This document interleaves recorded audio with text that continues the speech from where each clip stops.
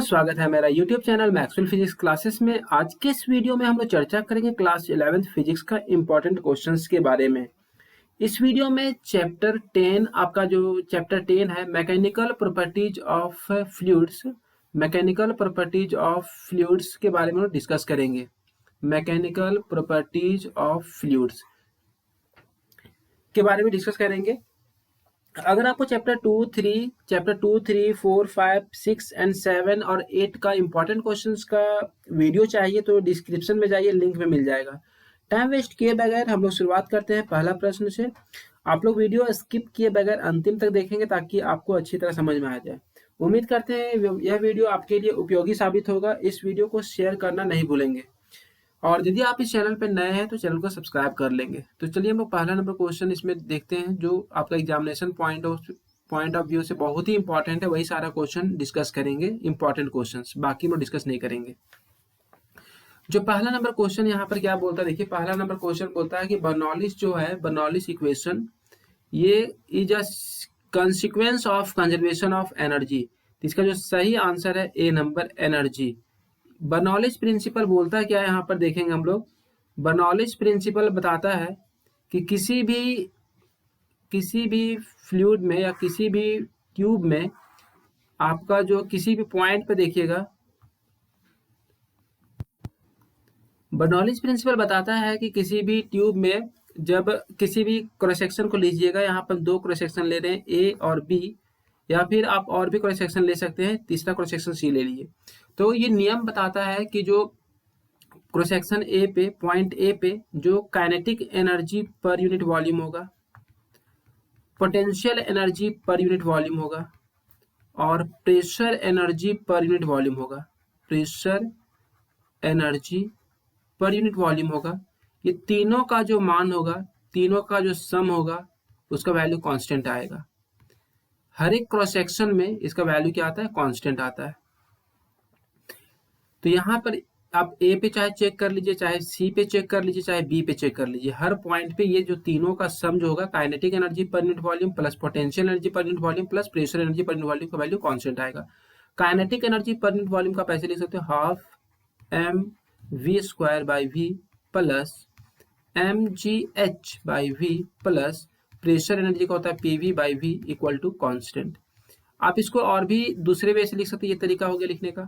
Mass by volume किसका formula था, density का, तो इसी बात का पैसे लिख सकते हो half rho v square plus rho g h plus V से वी कट जाएगा, पी इक्वल टू कॉन्स्टेंट। ये भी आपका बर्नौलिस थ्योरम बताता है।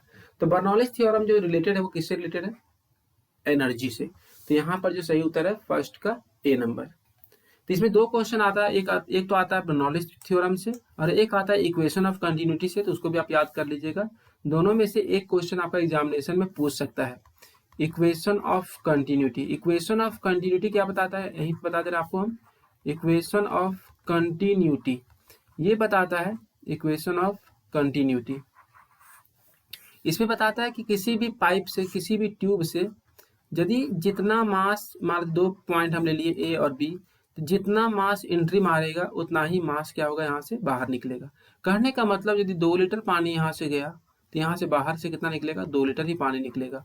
तो ये जो नियम है वो बेस्ड है conservation of, law of conservation of mass से रिलेटेड है। कहने का मतलब जितना सिस्टम के अंदर मास जा रहा है उतना ही सिस्टम से बाहर निकल रहा है। तो ये दो इंपॉर्टेंट क्वेश्चन आपका हो गया, एक बर्नौलिस प्रिंसिपल का और एक इक्वेशन ऑफ कंटिन्यूटी का। आप दोनों को अच्छे से कर लीजिएगा। यहाँ पर याद रखिएगा मास और यहाँ पर याद रखना है आपको एनर्जी।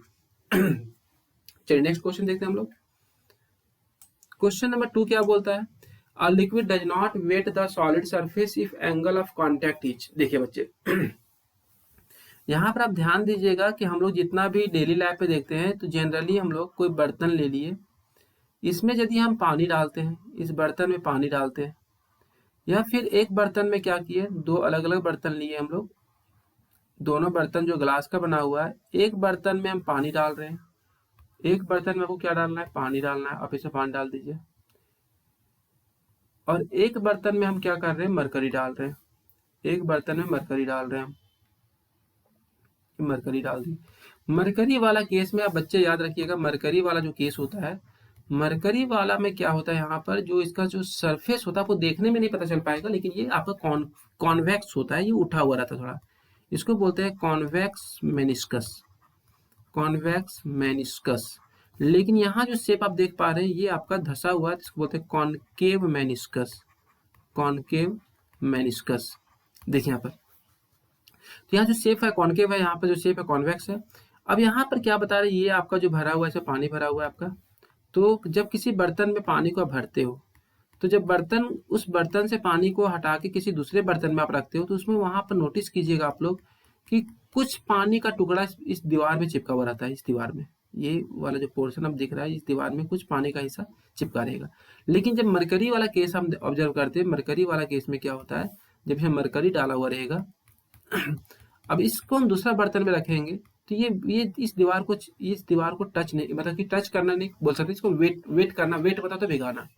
तो यहाँ पर क्या होता है, एक लिक्विड जो है, एक लिक्विड दीवार को भिगा रहा है, जो सॉलिड सरफेस है दीवार को उसको भिगा रहा है, और एक में भिगा नहीं पा रहा है, डू नॉट वेट।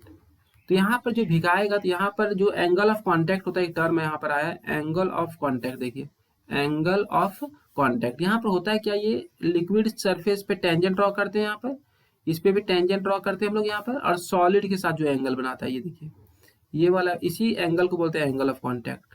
तो आपको उतना दिमाग नहीं लगाना, आपको समझाने के लिए बता दिए। तो यहाँ पर देख रहे हैं कि एंगल ऑफ कॉन्टैक्ट का जो वैल्यू है वो 90 से छोटा है, लेकिन यहाँ पर देख रहे हैं एंगल ऑफ कॉन्टैक्ट का वैल्यू 90 से बड़ा है। तो यहाँ पर आपको सिर्फ इतना बात याद रखना है बच्चा, कि यदि किसी बर्तन में आप पानी को रख रहे हो, उस बर्तन को भिगा पा रहा है, तो उसका एंगल ऑफ कॉन्टैक्ट 90 से कम होगा। लेकिन यदि वो उस बर्तन को भिगा नहीं पा रहा है, तो उसका एंगल ऑफ कॉन्टैक्ट 90 से अधिक रहेगा। तो इसका जो सही उत्तर है, बोलता है do not, does not wet, वो भिगा नहीं पा रहा, तो इसका आंसर जो है ग्रेटर देन 90 डिग्री, उसका जो एंगल ऑफ कॉन्टैक्ट होगा वो 90 से बड़ा होगा। ये केस आपका किस केस में आता है, मरकरी को। मरकरी को एक बर्तन में रख लीजिए, उस मरकरी लिक्विड स्टेट में रहता है, उसको दूसरा बर्तन में आप जब रखिएगा, तो उस लिक्विड में, उस बर्तन में मरकरी का छोटा सा भी अंश नहीं रहेगा। लेकिन पानी में नहीं होता, जब हम लोग बर्तन वगैरह धोते थे तो पानी का कुछ अंश उस बर्तन में लगा रह जाता है। क्वेश्चन नंबर 3 देखिए, क्वेश्चन नंबर 3 बहुत ही आसान है। बोलता है कि जो रेन ड्रॉप होता है, जब बारिश के समय होता है, जब उसमें रेन ड्रॉप जो रहता है वो स्फेरिकल शेप का रहता है, तो किसके कारण रहता है। तो ये बहुत ही आसान क्वेश्चन था, सरफेस टेंशन के कारण। जो रेन ड्रॉप होता है, बारिश का जो बूंद होता है, वो स्फेरिकल गोलाकार होता है शेप में, आकार में, सरफेस टेंशन के कारण। क्वेश्चन नंबर 4 बोलता है which of the following instrument is used for measuring atmospheric pressure. तो आपको पता होना चाहिए बच्चों, इसका जो सही आंसर है बैरोमीटर। थर्मोमीटर का काम रहता है to measure temperature, to measure temperature. Hydrometer क्या काम करता है, डेंसिटी को मापता है।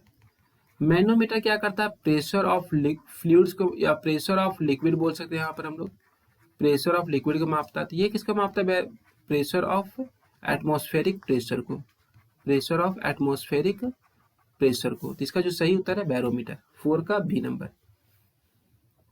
क्वेश्चन नंबर 5 देखते हैं हम लोग, हाइड्रोलिक लिफ्ट किस पे बेस्ड है। तो यहाँ दो याद रखिएगा, पास्कल्स का जो नियम है, पास्कल्स का जो नियम बोलता है, वो बोलता है किसी भी सिस्टम में, किसी भी सिस्टम में जो प्रेशर एग्जर्ट करता है, यदि यहाँ पर प्रेशर आप लगाए, तो प्रेशर जो एग्जर्ट करेगा हर एक डायरेक्शन में, उसका वैल्यू हर जगह सेम होता है। तो इस नियम पे दो इसका एप्लीकेशन है, एक है हाइड्रोलिक, एक है हाइड्रोलिक लिफ्ट, और एक है हाइड्रोलिक ब्रेक।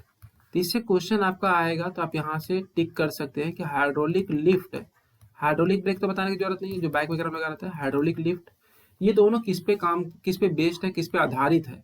तो ये जो आपका नियम है वो पास्कल्स लॉ पे आधारित है। तो इसके 5वां का सही उत्तर है ए नंबर।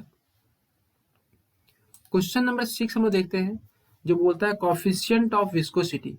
कॉफिशिएंट ऑफ विस्कोसिटी का जो फॉर्मूला होता है, eta equal to F x by A v, F x by A v. यहाँ से बहुत सारा यूनिट निकल सकता है, फोर्स का न्यूटन हो जाएगा, डिस्टेंस का मीटर, एरिया का मीटर स्क्वायर, और वेलोसिटी का मीटर पर सेकेंड। ये मीटर और ये मीटर कट जाएगा, तो ये आ जाएगा न्यूटन पर मीटर स्क्वायर, यदि सेकेंड ऊपर चला गया। तो न्यूटन पर मीटर स्क्वायर जो होता है, उसको हम लिख सकते हैं पास्कल सेकेंड। तो इसका 2 यूनिट हो गया, एक तो हो गया न्यूटन मीटर स्क्वायर पर न्यूटन मीटर स्क्वायर पर मीटर स्क्वायर सेकेंड, और एक हो गया पास्कल सेकेंड। लेकिन एक साइंटिस्ट अपने नाम पे एक ले आए थे पॉइजली, एक जो साइंटिस्ट अपने नाम पे लाए थे पॉइजली, और एक और इसका यूनिट होता है, एक और इसका यूनिट होता है Deka poised, Deka poised, Deka poised. Poised जो होता है, पॉइस जो होता है वो सीजीएस यूनिट होता है, याद रखिएगा। पॉइस होता है सीजीएस यूनिट होता है। डेका पॉइस जो होता है वो एसआई यूनिट होता है, यहाँ पर याद रखिएगा। और इसका एक और यूनिट होता है केजी पर मीटर पर सेकेंड, जो ये वाला डायमेंशन से आया था ml-1 t-1 से केजी पर मीटर पर सेकेंड। तो इसका ओवरऑल देखिए, एक फॉर्मूला, एक यूनिट हो गया, 2 यूनिट हो गया, 3 यूनिट हो गया, 4 यूनिट हो गया। और यहाँ पर याद रखिएगा कि 1 डेका पॉइस में जो होता है, 1 डेका पॉइस में होता है वो होता है 10 पॉइस होता है। ये रिलेशन निकल गया एसआई और सीजीएस में। कहने का मतलब आपको यदि फॉर्मूला याद है तब सारा फॉर्मूला को, जितना भी यूनिट है आप सबको लिख सकते हैं यहाँ पर। चलिए नेक्स्ट नंबर क्वेश्चन देखते हैं हम लोग। तो इसका जो सही उत्तर है 6 का हो जाएगा ए नंबर, डेका पॉइस, क्योंकि ऐसा ही पूछा था आपसे। क्वेश्चन नंबर 7 यहाँ पर देखते हैं हम लोग कि यूनिट ऑफ प्रेशर, ये तो बहुत आसान क्वेश्चन है, तो ये हो जाएगा पास्कल। कुछ कुछ याद रखिएगा कि 1 एटीएम में कितना पास्कल होता है, 1 बार इक्वल टू कितना पास्कल होता है, ये सब क्वेश्चन पूछ सकता है। 1 टॉर इक्वल टू कितना पास्कल होता है, ये सब क्वेश्चन आप याद कर लीजिएगा। क्वेश्चन नंबर 8 बोलता है यहाँ पर फोर्स का वैल्यू दिया हुआ है और एरिया दिया हुआ है, तो आपसे पूछ रहा है प्रेशर क्या होगा। तो आपको पता होना चाहिए कि जो प्रेशर का जो फॉर्मूला होता है, प्रेशर का जो फॉर्मूला होता है, प्रेशर का फॉर्मूला होता है फोर्स बाय एरिया। फोर्स दिया हुआ है 40 और एरिया दिया हुआ 0.001, लेकिन आपका जो एरिया दिया हुआ है 0.001 आप जो देख रहे हो सेंटीमीटर स्क्वायर में है, और आपको इसको लाना है किसमें, मीटर स्क्वायर में। तो आपको जो रिलेशन पता है कि 1 सेंटीमीटर में कितना मीटर होता है, 10⁻⁻² मीटर होता है। तो जब दोनों साइड आप स्क्वायर कर दीजिएगा, तो जब दोनों साइड स्क्वायर कीजिएगा तो यहाँ पर हम ऑब्जर्व करते हैं, यहाँ पर हम ऑब्जर्व करते हैं कि यहाँ पर देखिएगा आप, जब दोनों साइड स्क्वायर कीजिएगा इसमें, तो यहाँ पर हम जो ऑब्जर्व करते हैं, जब दोनों साइड स्क्वायर कीजिएगा तो यहाँ पर हो जाएगा आपका, ये इसका स्क्वायर कीजिएगा 10⁻⁻² मीटर का स्क्वायर करेंगे, तो यहाँ पर जो हो जाएगा 1 सेंटीमीटर स्क्वायर इक्वल टू आएगा। जब ये स्क्वायर, ये पावर है, इंटू हो जाएगा 10⁻⁻4 मीटर स्क्वायर। तो यहाँ पर आपको इंटू करना पड़ेगा 10⁻⁻4। क्यों इंटू करना पड़ा, क्योंकि आपका ये जो डेटा दिया हुआ था सेंटीमीटर स्क्वायर में था। अब इसे सॉल्व करते हैं। यहाँ पर कितना जीरो है, तीन डिजिट है, 3 जीरो चला जाएगा, तो ऊपर ये आपका हो गया 1000, और ये 10⁻⁻4 है, ऊपर चला जाएगा 10⁻+4 हो जाएगा। यहाँ काउंट कीजिएगा तो टोटल कितना जीरो हो गया, 3, 1 4 जीरो, यहाँ पे 4 जीरो, तो ये हो जाएगा 10⁻8। यूनिट होता है इसका न्यूटन पर मीटर स्क्वायर। तो इसका जो सही उत्तर है ए नंबर, 8 का ए नंबर। क्वेश्चन नंबर 9 देखते हैं हम लोग। क्वेश्चन नंबर 9 क्या बोलता है, इक्वेशन ऑफ कंटिन्यूटी किस पे बेस्ड है, ये आपको बता दिए थे, मास पे। क्वेश्चन नंबर 10 बोलता है कि surface tension of liquid decreases with a rise in. तो यहाँ पर बच्चे आप याद रखिएगा कि सरफेस टेंशन जो होता है, सरफेस टेंशन जो होता है किसी लिक्विड का, वो डिक्रीज करेगा with a rise in temperature. जब किसी भी लिक्विड का टेम्परेचर को बढ़ाएंगे तो सरफेस टेंशन क्या होता है, वहाँ पर डिक्रीज करता है। और उम्मीद करते हैं 2 दिन का जो समय बचा हुआ है इसमें आपका बाकी चैप्टर का हम इंपॉर्टेंट क्वेश्चन अपलोड कर देंगे। यदि आप इस चैनल पर नए हैं तो सब्सक्राइब करना नहीं भूलेंगे और नोटिफिकेशन, ताकि आपको मिलता रहे। Thank you, all the best.